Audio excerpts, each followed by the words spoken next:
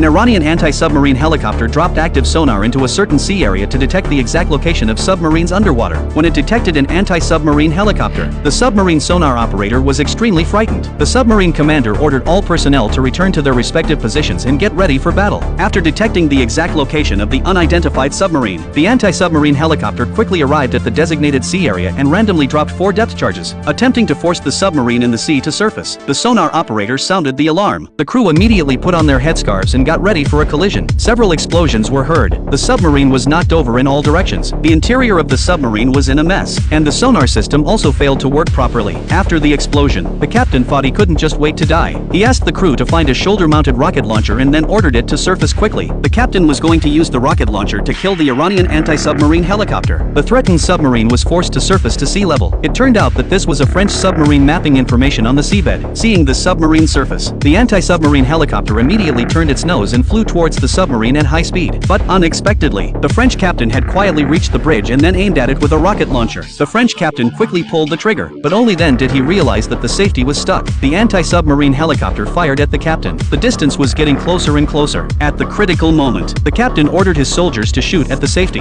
Finally, the safety was opened by the bullet. Then the French captain aimed at the Iranian helicopter again.